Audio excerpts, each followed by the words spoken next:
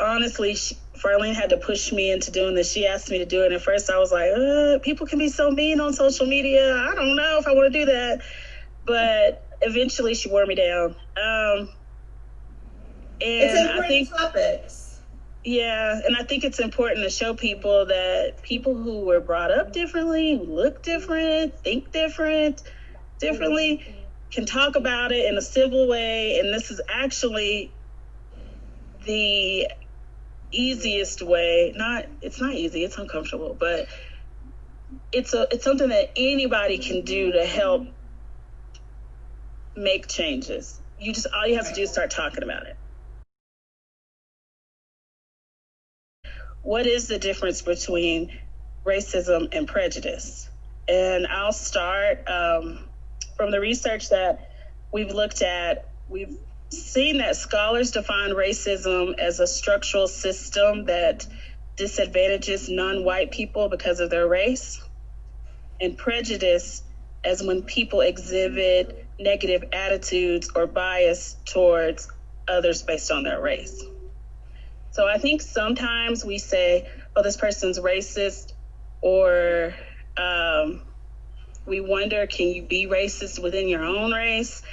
And really, the difference is racism is more about the systematic oppression of non-whites versus how you feel or the bias that you may have towards a particular race. Why can't white people use the N-word, but some Black people say it all the time?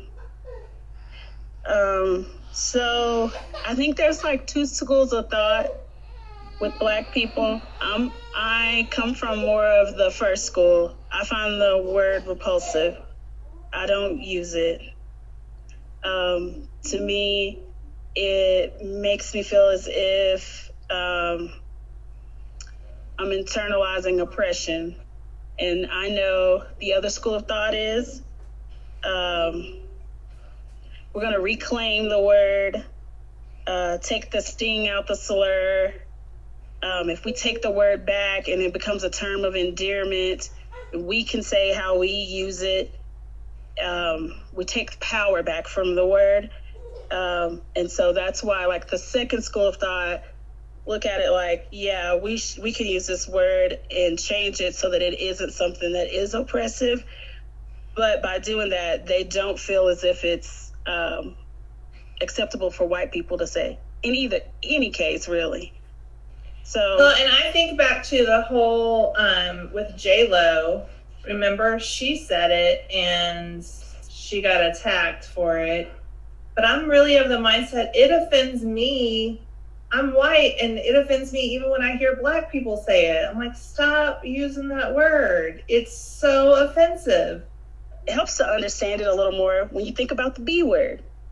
There are women that call each other the B word, and they use it as a term of endearment, but you don't want a man to call you a B word, right? I don't want anybody calling me the B word. But that's the same. I would still be in that first group, like, no, I don't like the word. Don't call me. I don't care who you are, and I'm not going to call you that word. But there is a group of women that are like, use it for a term of endearment. That's my B or whatever. But I don't agree with that. But that's just my personal opinion. And I can see how people are trying to take those bad words and use them in a way, like take the power back for them. Why is it wrong to say you are blind to color? So for me, I think you and I have talked about that. Like, we've had a conversation before where you're like, I was raised to not see color. You're not supposed to. And several people that I've talked to have said that. And I think that's kind of what we thought was a way to even the playing field. Our parents probably raised us, don't worry about color or see color. But in actuality, where I've evolved and where I am with this is I feel that you erase the beauty of different people, their color, their history, their culture.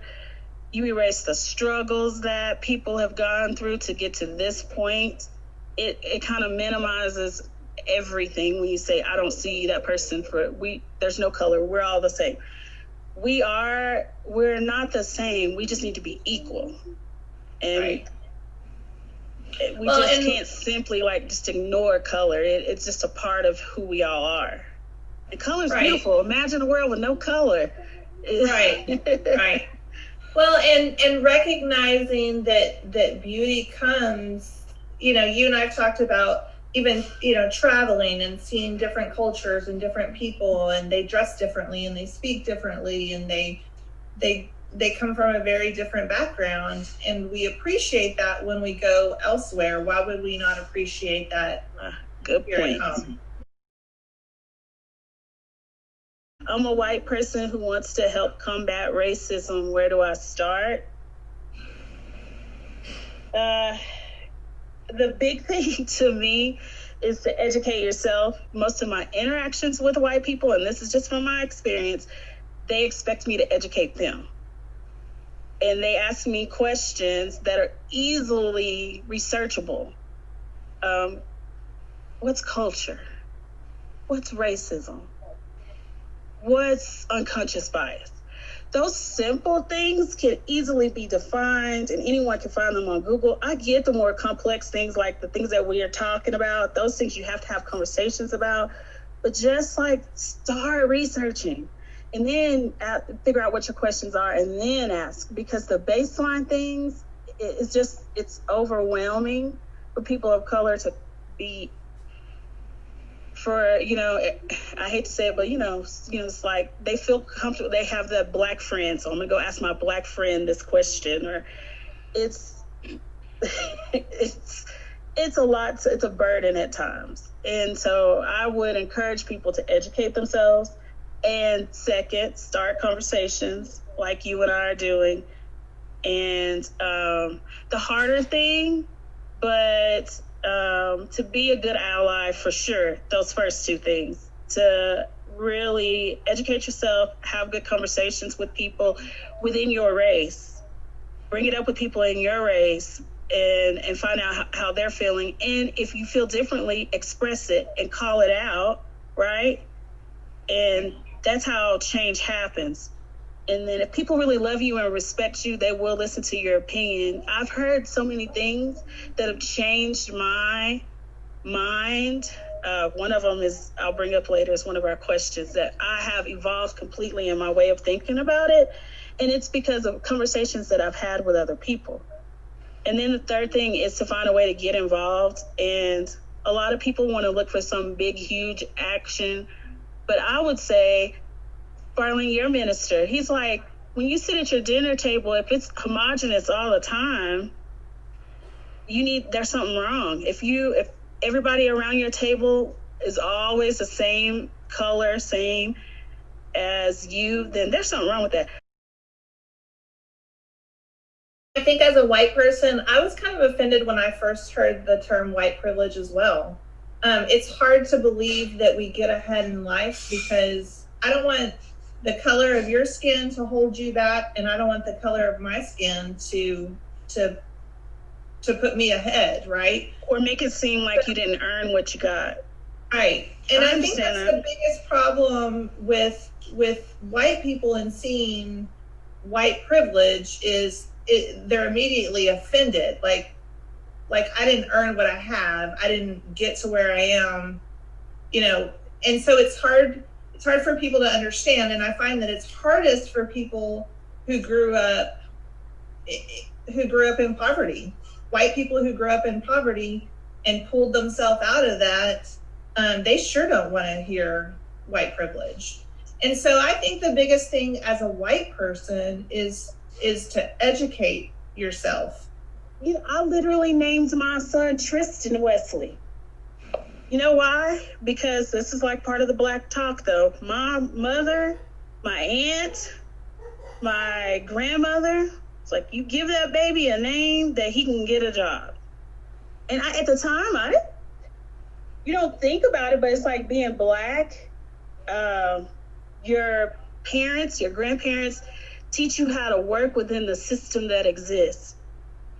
And that's why I'm very excited and happy to see this like awakening. I do think it's bigger than just like a movement. I think that this is here to stay, and people are going to have to figure some things out because, yeah, maybe I wanted to name my son something else, but to me, I didn't feel like I had much of an option because I want him to at least get his foot in the door and find a way to charm him. But there are so many studies.